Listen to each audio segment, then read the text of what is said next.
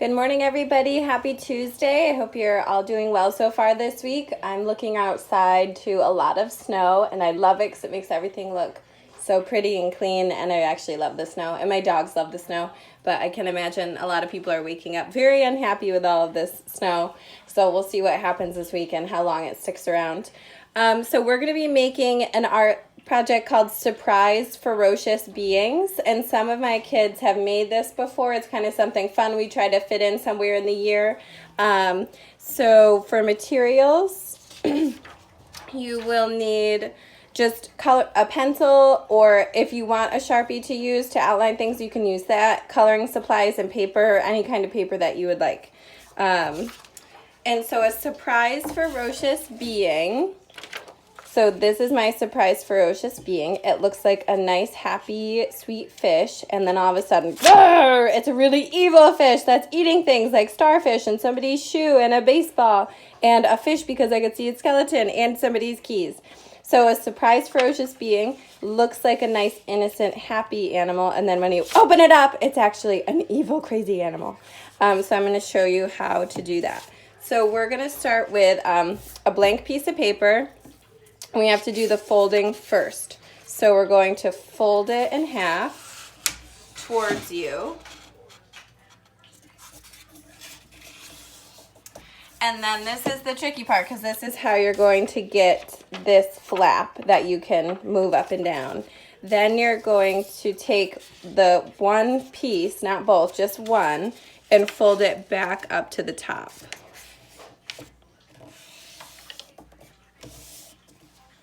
So now you've got your movable art piece.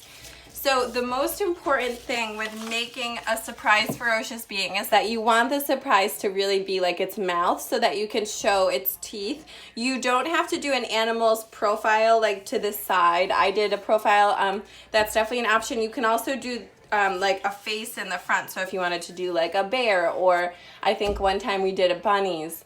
You can make their face right here, but the key is to have the mouth on this folded line. So where the fold comes together, the mouth is going to look closed here. And so when you go to open it is when you can see the inside. So when I go to draw my fish, I'm going to go up, come back down for the tail.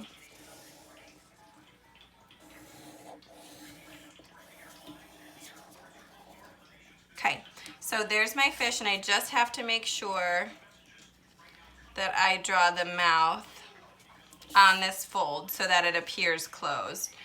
You can make it kind of longer than this.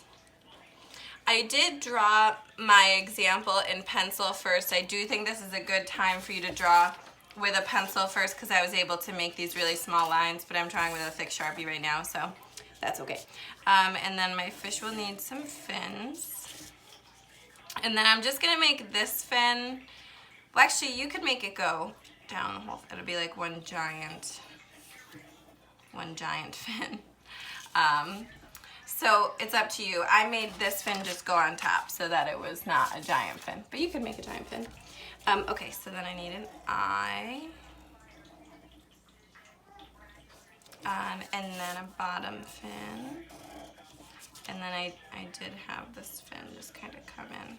Okay, so there's my fish from the front looking very nice and easygoing. So then when I open the fish, now I need to connect it all. So I'm going to connect its tail. And then the mouth, I'm just going to draw a line straight down like this. And I'll have to connect this ginormous fin. Okay. And then I can add details like the teeth. Make them nice and sharp so it looks scary. And remember, I'm doing that now inside the fold so you won't be able to see it from when I fold it up. So you can kind of go back and like check, but you won't be able to see it. Okay, so then I did do some lines in my fish. I got iMovie, and I was thinking it would be really cool what I might do, and I meant to do it last night, but I got started on my example, and then I kept going. I might try to videotape me making the example, but do it in like a time lapse and then layer it into the video so you can see the steps I take, but you can see it kind of fast. Okay.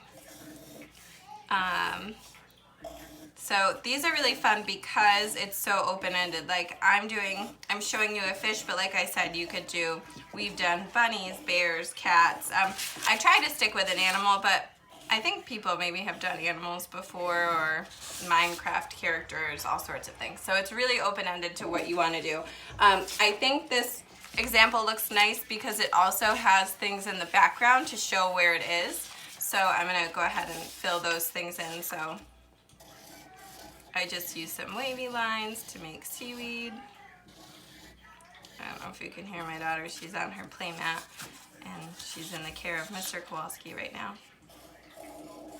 And then I had some sea coral.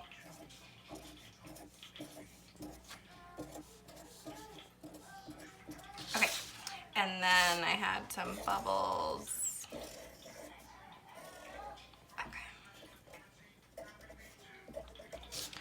Okay, so, oh, and I did a little seashell.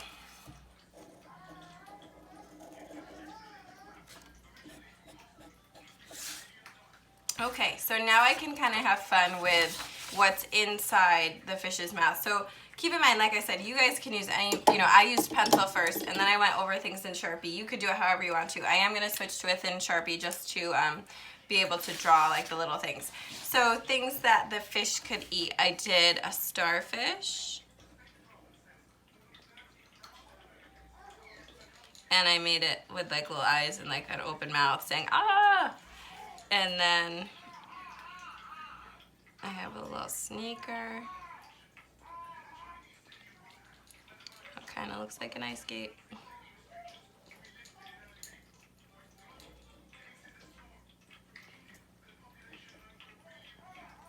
Little laces.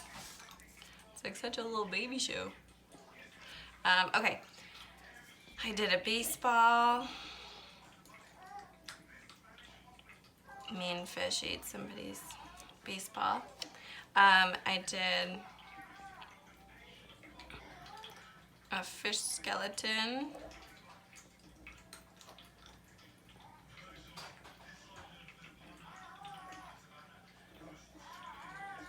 Okay, and then, oh, I did a key.